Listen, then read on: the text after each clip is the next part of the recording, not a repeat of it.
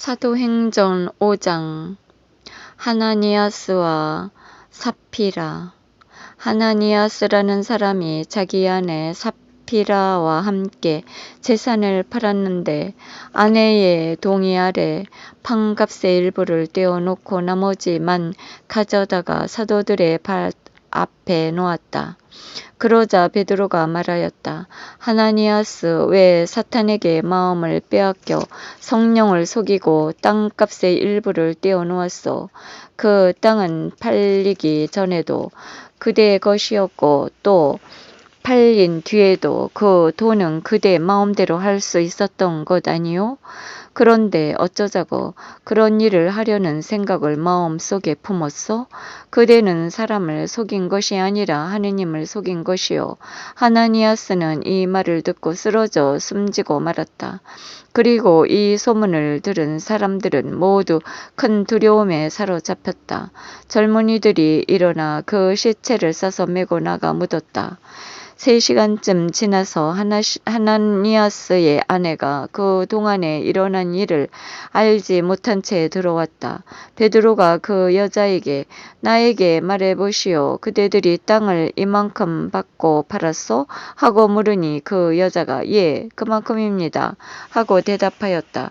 베드로가 그 여자에게 어쩌저가 그대들은 서로 공모하여 주님의 영을 시험하는 것이요? 보시오. 그대 남편은 모든 이들이 바로 그 문 앞에 이르렀어. 그들이 당신도 메고 나갈 것이요 하고 말하였다. 그러자 그 여자도 즉시 베드로의 발 앞에 쓰러져 숨지고 말았다. 그 젊은이들이 들어와 여자가 죽은 것을 보고 메고 나가 그 남편 곁에 묻었다. 그리하여 온 교회와 그 소문을 들은 사람들은 모두 큰 두려움에 사로잡혔다. 사도들이 기적을 일으키다. 사도들의 손을 통하여 백성 가운데에서 많은 표징과 이적이 일어났다. 그들은 모두 한 마음으로 솔로몬 주랑에 모이곤 하였다. 다른 사람들은 아무도 감히 그들 가운데에 끼어들지 못하였다. 백성은 그들을 존경하여 주님을 믿는 남녀 신자들의 무리가 더욱 더 늘어났다. 그리하여 사람들은 병자들을 한 길까지 데려다가 침상이나 들것에 눕혀놓고 베드로가 지나갈 때에 그의 그림자만이라도 누구에겐가 두려워지기를 바랬다. 예루살렘 주변에 여러 고을에서도 많은 사람들이 병자들과 또 더러운 영에게 시달리는 이들을 데리고 들었는데 그들도 모두 병이 나았다. 사도들이 박해를 받다. 그러자 대사제가 자기들의 모든 동조자 곧 가두사이파와 함께 나섰다. 그들은 시기심에 가득 차 사도들을 붙잡아다가 공령 감옥에 가두었다. 그런데 주님의 천사가 밤에 감옥 문을 열고 사도들을 데리고 나와 말하였다. 가거라, 성전에 서서 이 생명의 말씀을 모두 백성에게 전하여라. 그 말을 듣고 사도들은 이른 아침에 성전으로 들어가 가르쳤다. 한편 대사제와 그의 동조자들은 모여와서 최고위에 곧 이스라엘 자손들의 모든 원로단을 소집하고 감옥으로 사람을 보내어 사도들을 데려오게 하였다. 경비병들이 감옥에 이르러 보니 사도들이 없으므로 되돌아가 보고하였다. 저희가 보니 감옥 문은 굳게 잠겨 있고 문마다 간수가 서 있었습니다. 그런데 문을 열어보니 안에는 아무도 없었습니다. 성전 경비대장과 수석 사제들은 이 말을 듣고 이 일이 앞으로 어떻게 될 것인가 하며 사도들 때문에 몹시 당황하였다. 그때에 어떤 사람이 와서 그들에게 보고하였다. 여러분께서 감옥에 가두신 그 사람들이 지금 성전에 서서 백성들을 가르치고 있습니다. 그러자 성전 경비대장과 경비병들과 함께 가서 사도들을 데리고 왔다. 그러나 백성들에게 돌을 맞을까 두려워 폭력을 쓰지는 않았다. 그들이 사도들을 데려다가 최고위에 세워놓자 대사제가 신문하였다. 우리가 당신들에게 그 이름으로 가르치지 말라고 단단히 지시하지 않았소? 그런데 보시오. 당신들은 또 온 이스라엘 예루살렘에 당신들의 가르침을 퍼뜨리면서 그 사람의 피에 대한 책임을 우리에게 씌우려 하고 있어. 그러자 베드로와 사도들이 대답하였다. 사람에게 순종하는 것보다 하느님께 순종하는 것이 더욱 마땅합니다.